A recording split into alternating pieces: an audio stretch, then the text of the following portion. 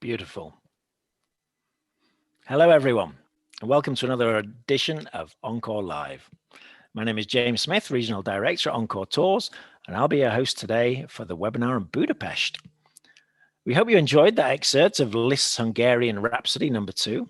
Being widely regarded as one of the greatest pianists of all time, Liszt, along with Bartók and Kodály, make up the trio of extremely accomplished musicians who've truly helped define Hungarian music. Hungary has been a very successful destination for Encore over recent years, and we thought it was timely to highlight the wonderful features of the city as well as the country of Hungary. To help guide us today, I'm very fortunate to have with us our Head of Operations for Central Europe, John Tregellas. Welcome back, John. Hello, good to be with you. For those that don't know, John is an integral member of our global network, and today he'll share his knowledge and provide us lots of insight about the highlights and musical opportunities that exist in traveling to Hungary, a country with a rich musical culture that includes classical music, modern music, alternative music, and of course, traditional Hungarian folk and the deeply romantic and often mournful gypsy music.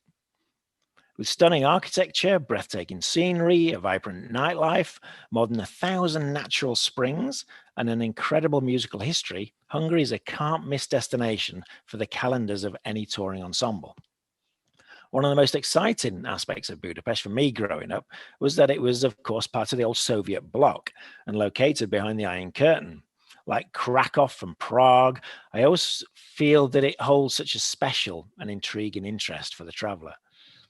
Although it may not have the instantly recognizable popularity of London, Paris, or Rome, we are seeing Budapest requested more and more on itineraries. Its location, of course, is ideal for combining with other surrounding cities, such as Bratislava in Slovakia, Prague in the Czech Republic, Vienna in Austria, and even Zagreb in Croatia, and as I mentioned, Krakow in Poland. So that said, let's bring in our experts. John, first question to you. As I've mentioned, we've seen Budapest become an ever more popular destination over recent years. What do you think's driving this surge?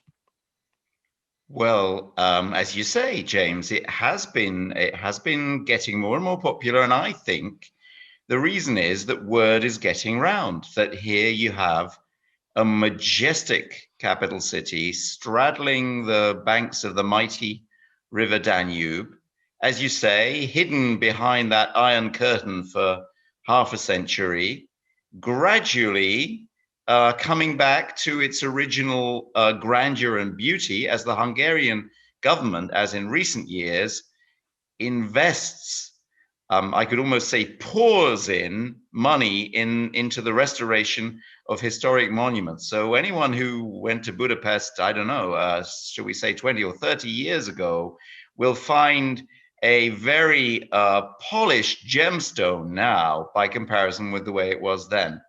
Budapest is known as the Paris of the East. And one of the reasons perhaps is because so many of the beautiful monuments that define it were built in the second half of the 19th century. It's also a city of wide planned boulevards and parks and spacious public spaces. So I think that those are the comparisons with Paris. But unlike Paris and Rome and London and so on, what you get also in Budapest and in Hungary in general is an excellent price-quality ratio. So if you decide to take a tour which takes in Budapest, very likely your hotel will be in the downtown, and you'll be able to go out to the best restaurants in town without breaking the bank. And going out to those restaurants is another reason, I think, why Hungary is so popular, because Hungarian cuisine is truly excellent, and it's also a big wine growing country, and they have some extremely fine wines. So another thing I think that is on people's minds a lot at the moment is security and safety. And Budapest is an extremely safe city. So that's another thing. And as you mentioned, there is that great trio of Hungarian musicians, Liszt, Bartók, Kodály, all of them made Budapest their home. And you can visit all of those homes, all of their residences. They're all monuments that are open to the public. So lots of reasons to go. That's great. Yeah, it makes so much sense. Lots to see and a beautiful city. I understand, to give our viewers an overview of the city and surrounding area, that you have a video for us. If you want to introduce that. Absolutely. Well, this is a whirlwind tour of Budapest and its surroundings, which will just give you a quick impression in 1 minute. So hold on to your hats.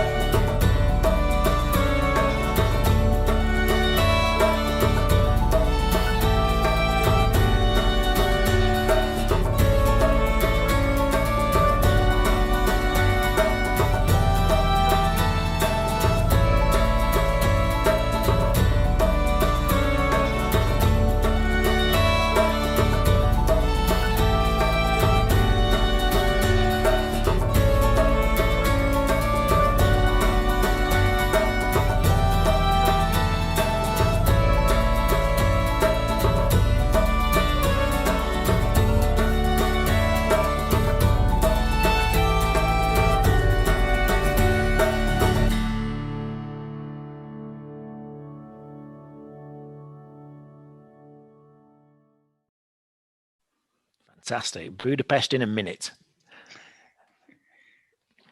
That's yeah, beautiful video. Certainly looks very different than the pre-Iron Curtain days. So do you want to give us a bit more, obviously it was a quick video, so do you want to give us a bit more detail about the venues themselves, and obviously the sites of interest that groups are going to see when they're there? Absolutely. Yes, it all passed by a little bit quickly there. You may have spotted the Rubik Cube as well. For those who were wondering what it's doing, the inventor of the Rubik Cube was a Hungarian, so the Hungarian Tourist Board likes to get that in. I have a little presentation to help us through, which I'm going to share with you now. Here we go. This is a view. We are looking over from the Buda side across the mighty Danube to the great Hungarian Parliament building on the Pest side of the river. Now, Buda and Pest, what's going on here? Surely it's all one place, right? Budapest, that's what we're here to talk about today. Yes, but until the year 1873, they were two separate cities. Buda, green and hilly, on the one side of the river, the site of the court and the administration, and on the other side of the river, Pest, flat, and where all of the business was done. So two separate cities that then joined together. In fact, there wasn't a bridge across the river until 1849. So if you wanted to cross from Buda to Pest, you needed to take a ferry.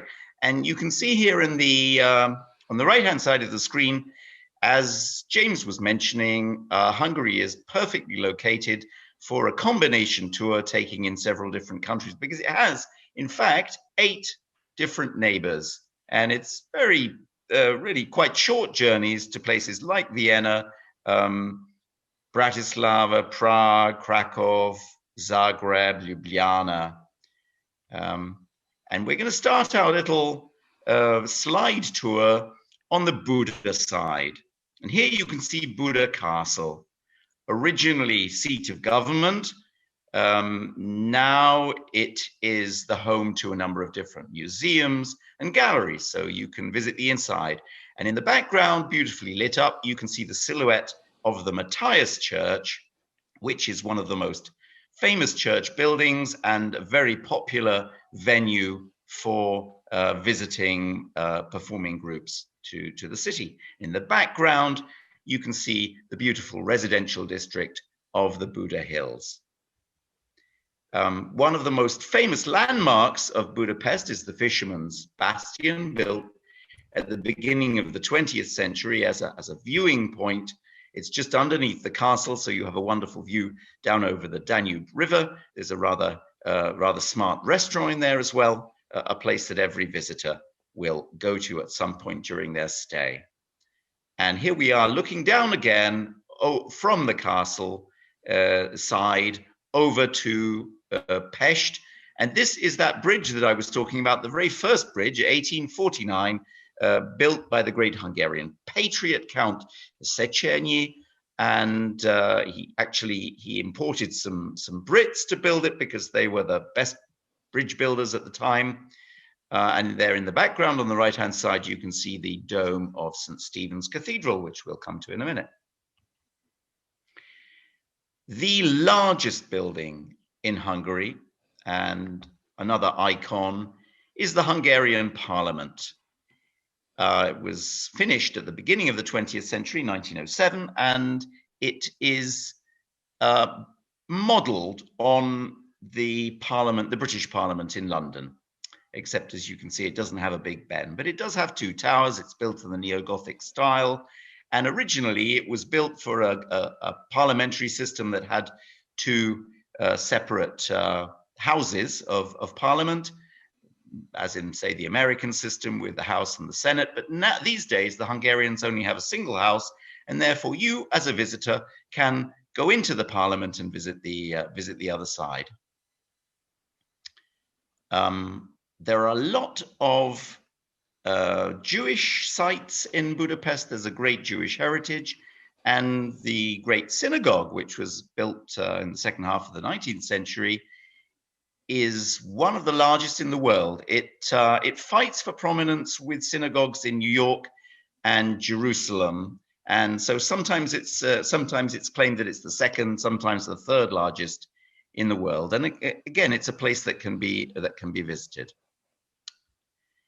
The Hungarians are very big on music, as we were saying, and so it was very important for them to have a grand opera house, and they built this in 1884. It's currently under complete reconstruction and will be reopening in March 2022. So it will be absolutely tip-top at that point. The Hungarians say that it looks a great deal like the opera house in Vienna, for those of you who know Vienna, except it's a lot smaller. And the reason is that Kaiser Franz Joseph didn't want the Hungarians to have as large an opera house as in his main court city of Vienna. He was, of course, the emperor of Hungary as well at the time. It was all part of the Austro-Hungarian Empire.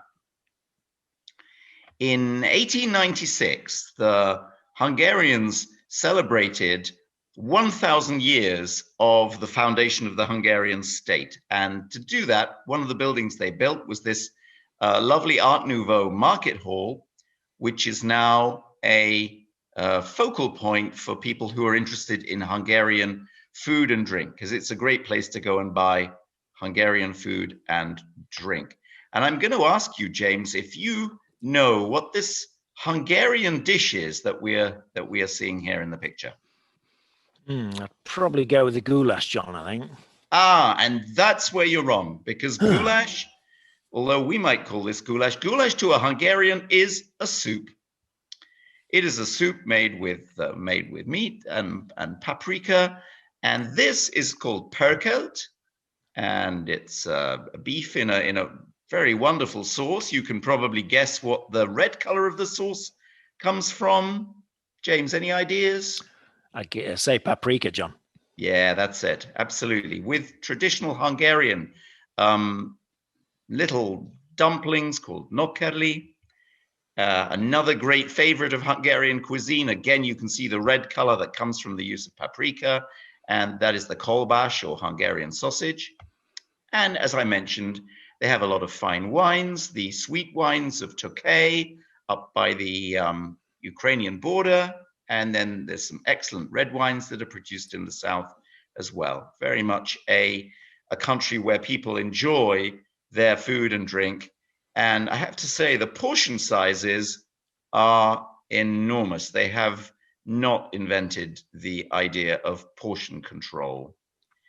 Another great Hungarian tradition As James mentioned, natural springs, hot springs, thermal baths are everywhere in Hungary, including Budapest, where there is a multitude of different styles of bath, some of them dating all the way back to the Turkish occupation in the style of a hammam. And here you have this very elegant 19th century Széchenyi baths, which are popular with visitors.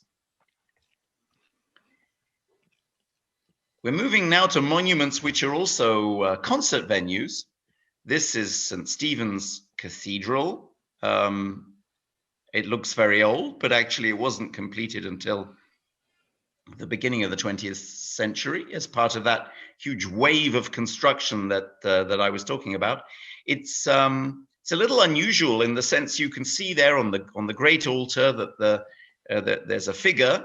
And unlike many other cathedrals, it's not a figure from the Bible or from the Holy Family. That is the figure of King Stephen, who was the first king of the Hungarians, crowned in the year 1000. He was later declared a saint, which is how he gets to be on the altar. The Hungarians in general are Roman Catholics.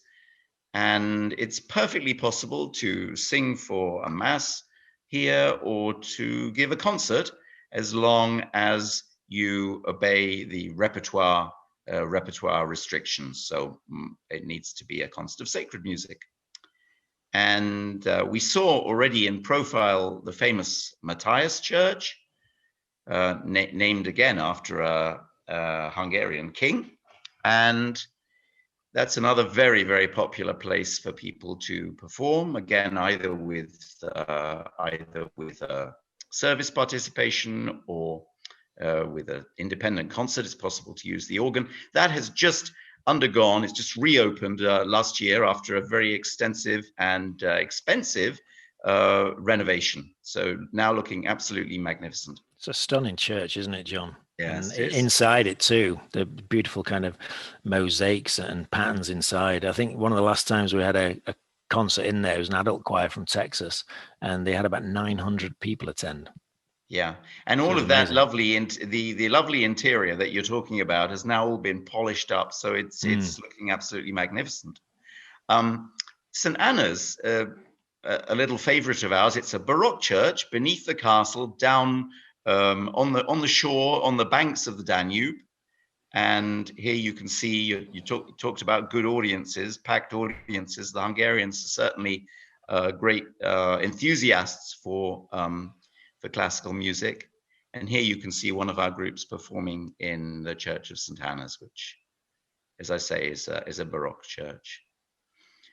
I have a number of concert halls, secular concert halls. I've got a total of 4 that I want to show you. 3 of them are historic, and one of them doesn't exist. We'll start with the Vigado, which is a beautiful building, again on the banks of the Danube, on the Pest side this time, and it's a multi-purpose hall because we're in a part of the world where they do balls and so on. So in the winter season, this will be a venue for grand social events.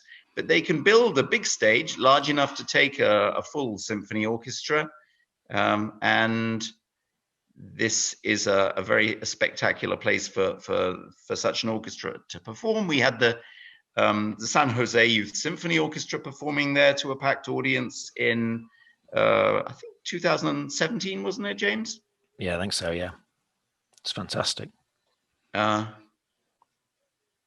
Up a notch, both in size and splendor, the whole of the Liszt Academy. Now, the Liszt Academy is basically a music university. It's the top musical institution in Hungary, where people go to study to be composers and conductors and musicians. And they have the most stunning concert hall, again recently refurbished. And it's possible to organize performances there. And this is another This is another one of ours from a number of years ago. I think, that's the University of California, Berkeley. Yep, University of California, Berkeley Symphony Orchestra.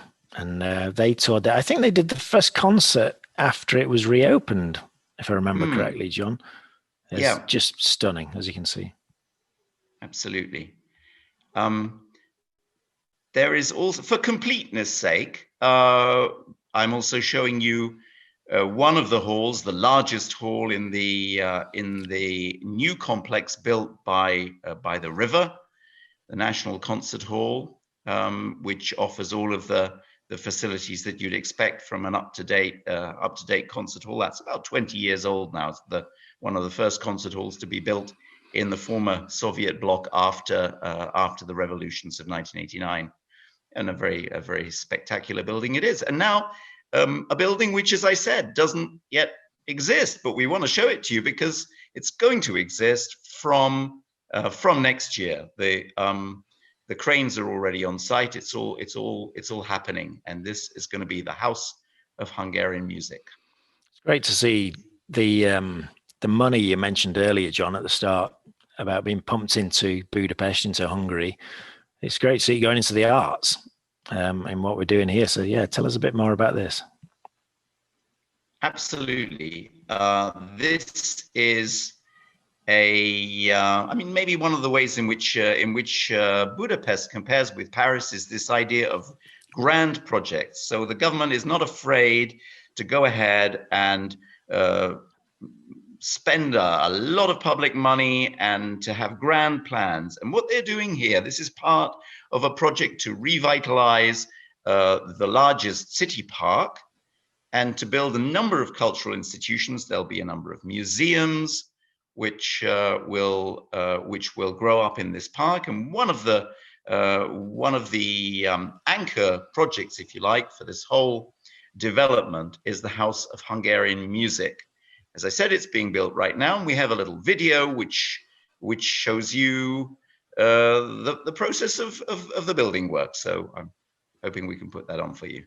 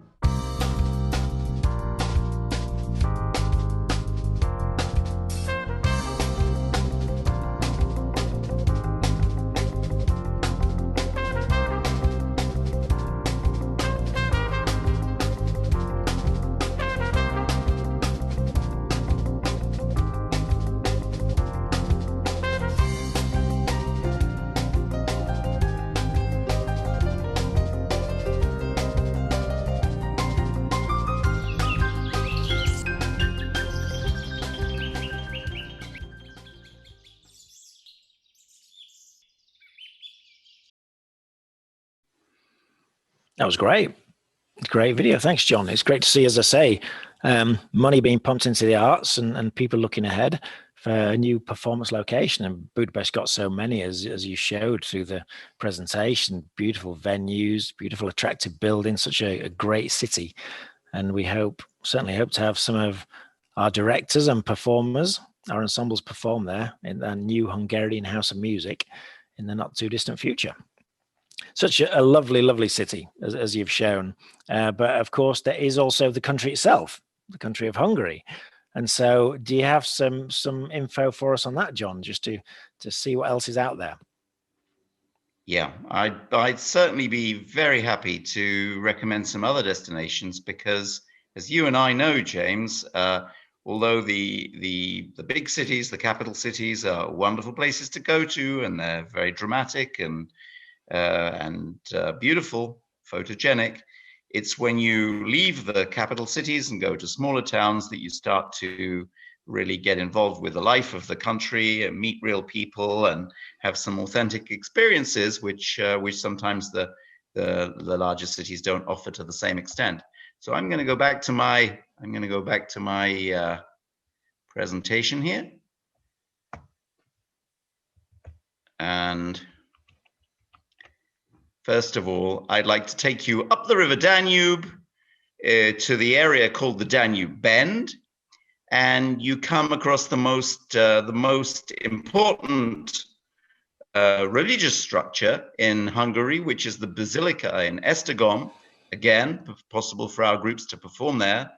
But also along the Danube Bend, you have the wonderful outdoor museum of folk architecture, which is in Szentendre, and the great fortress at Visegrad, which featured in the opening video. So there's plenty to do in a day which can be taken out from Budapest.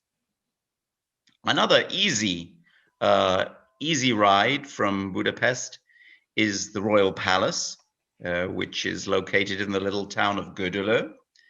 And again, this is a concert venue for our groups. It has, in fact, it's 3 concert venues. There is a theater, there is a riding hall, and there is a ballroom, and all of them can be used to accommodate groups of different sizes and different genres.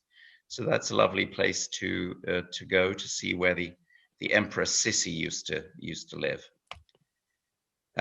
Something that will speak to musical educators everywhere is a trip to the little town of Kecskemet, which is where Zoltán Kodály was based, and he, of course, is particularly well known in the States, I would say, because of his music education methods, the Kodály method, and the institute that bears his name and that supports his teaching work is based in this town, and they are very welcome to receive visitors and to educate them more about the life and work of Zoltán Kodály.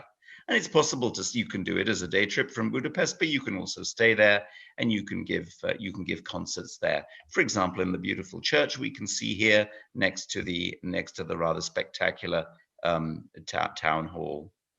And then finally, I'd like to mention the beautiful city of Eger, which is just to the east, to the northeast of Budapest. Very famous for its red wine, but also for its magnificent cathedral that you can see there on the left-hand side of the picture, and its castle from where this photograph is taken. So that's another great place to visit without really having to travel very far from Budapest. It's a country which is of a manageable size. Here is a little tourist map to give you an idea. As we've said, there are lots of spa towns, lots of natural springs, wine growing regions, and of course the Hungarians are also famous for their horsemanship, and you can experience that on the Great Puszta Plain, which is to the southeast of Budapest. The map is not so easy to read, but we have all of this summarized in a short video. This time it's even less than a minute, James. So here is Hungary in 43 seconds.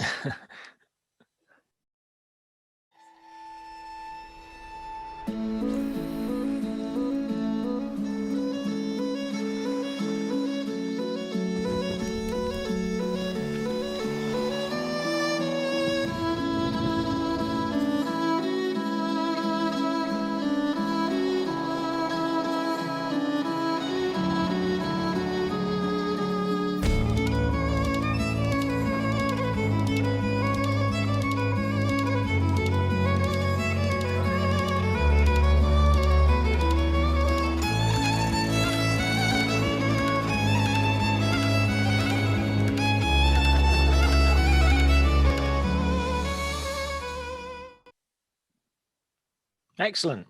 Thank you, John. Thanks for the wonderful insights and the journey to Hungary and to Budapest. I think you've all made us want to go there, obviously. And I'm sure our viewers will be looking to hopefully include it in some of the itineraries that we see in the next few months and years. Well, I think we've covered a lot of ground there. So let's check out some of the questions. If you have questions for us, please just pop them into the question and answer box at the bottom of the screen, and we'll get around to answering those now. We've got a couple already that have come in. Firstly, what genres of music, John, are most popular in Hungary? Well, you spoke to this earlier, and I mean, aside from the classical music and so on, there is a great folk music tradition, and especially popular, both with the Hungarians themselves and with visitors, are gypsy bands, who are incredibly life-affirming and amazingly exciting. And they're popular as entertainment at weddings. So if you're going to get married in Hungary, you may well have a gypsy band performing at your wedding. And they perform. They have the zithers, the clarinets, the violins, which don't use a lot of vibrato in that gypsy music, and it's very, very danceable. But fortunately, it's not just weddings. There are restaurants in Budapest that have regular programs of gypsy bands performing. So if it's something that interests you, we can take you to see it. Yeah, we have. We've included it on probably most itineraries, actually, haven't we? To hear the music and have dinner and that. It's been fantastic. Definitely an important aspect to the visit, to the time there. Another question I can see is how do the venues in Budapest compare to more traditional destinations like France, the UK, or Germany? Okay, well that's a difficult one, because as you could tell from my presentation, the venues are very, very varied. But what I perhaps would say, if you think about those big name destinations that you mentioned in Western Europe, there are venues that are almost out of bounds because they're just too famous, too big, too expensive, whatever. The Albert Hall in London, Notre Dame in Paris, if it weren't being reconstructed now, it's still they're kind of where everyone wants to go. In Budapest, we can perform in the top venues. St. Stephen's Cathedral, the most important church in Budapest, the Esztergom Basilica, the most important religious building in Hungary, the Liszt Concert Hall, without doubt, the most beautiful, the most spectacular concert hall in Hungary. And I think that's just because we're a little bit out of the way. We're not in the kind of we're not in the first league of destinations which are crowded out by thousands and thousands of visiting groups per year. So we've made those contacts, and it's not a problem for us to get performing groups to perform there. Yeah, I think that's it in a nutshell. There's so many beautiful venues, both historical and, as you showed in your video, new ones being constructed. But it's really the accessibility of them for choirs, orchestras, bands, and it's a reasonable cost, certainly less expensive than London, for example, or Rome. So yeah, absolutely. We've got another question. I think we kind of answered it. Is it possible to see Hungarian folk dancing while on tour? Yes, it is, as part of the Hungarian evening and the gypsy evenings we do with dinners. And am I right in saying, John, we have kind of standard places we go, but we're also able to sometimes do some more personal or private events, do you think? Is that possible? Absolutely. I mean, I would say give us a challenge. That's what we enjoy. We're not here to sell you a ready-made product off the shelf. As you know, every concert tour is completely made to measure. It's tailor-made. And if there's something special you want to do, someone you want to meet who is important in the destination you're going to, then that's a challenge, and it's something we enjoy enjoy setting up, so that the tour is matched to your interests. Absolutely. And as you mentioned too, I mean, we've done tours in the past for a kind of younger group, well, high school down to Kekshkamet and the Kodai Institute, haven't we? And had connections there at the institute. So yeah, absolutely we can. Another question: what do the audiences tend to be like in Hungary?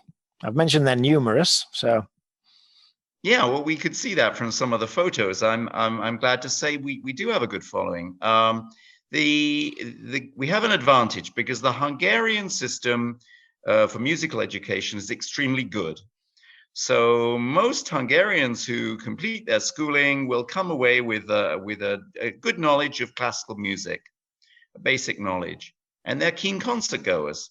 So when you perform to an audience in Budapest, you're performing to an audience that is educated and appreciative. And what more can you want? Right. Can you tell us a little bit more about the transition for Hungary since the times of the Soviet bloc? Sure.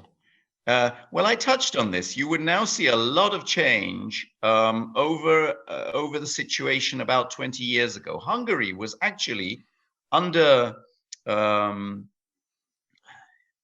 communism in the days of the Soviet bloc. Hungary was actually one of the most liberal and most relaxed places in the whole of that bloc, and they'd even introduced a kind of half-baked form of capitalism. They allowed quite a lot of people to pursue their own businesses, little businesses like restaurants, a little bit maybe like what's happened in Cuba in the last 10, 15 years. So Hungarians they felt they were in the forefront of something. The Soviet pressure was not as great there. But for whatever reason, after the revolutions of 1989, when they once again were able to take charge of their own fates, they seem to have taken longer in finding their feet than some of the other countries where the change was more dramatic, from, as it were, complete socialism through to wild capitalism in the course of a couple of years. So there was this period in the 1990s which was not really kind to Hungary, and Budapest it really looked quite grey at that time. There'd been a lot of neglect of the maintenance of buildings during the communist years, because the communists always tended to step in just before something fell down. They were not very good at the sort of day-to-day of building maintenance. And it's really, as I say, it's in recent years that the Hungarian government has been able and willing to engage in a major program of reconstruction and renovation, which has left so many places looking unrecognizable from the way that they were. Of course, in every other respect, we are now in a fully functioning Western capitalist system where you can buy whatever you like. There's no problem with supply and demand. It's difficult to, sometimes you have to sort of kick yourself to realize that it was a communist country. Very good, very interesting, John. It looks like we don't have any more questions. So thank you, John. That wraps it up for today. Thank you so much for a wonderful presentation and insight to not only the city of Budapest, but the country itself of Hungary. It certainly made us all want to go there, as I mentioned earlier, and John did too. So easily combined with neighboring countries and countries, again, with so much, historical importance and intrigue as well. Just before we end today, let me mention a few of our new Encore offerings for our viewers. For newly registering 2022 participants, we still have our worry-free guarantee, which means your $200 deposit and any subsequent payments made for a 2022 tour are going to be fully refundable through October 1st of 2021, hopefully helping your participants plan ahead without the financial risk. We continue to have our monthly scholarship as well. Congratulations to Trudy McKinnell of Salem, Oregon, for being our first winner. Trudy won just won $1,000, not over $1,000. She won $1,000 towards her 2022 tour. Our next drawing will be in 2 days' time on May 1st, with 3 following that on the 1st of each month, June, July, and August, each winning $1,000 scholarships. So another great reason to get folks signed up early so they can be entered and have a chance to win. We're all very optimistic about travel in 2022. Things are looking great, and we know you all are too, and itching to get overseas.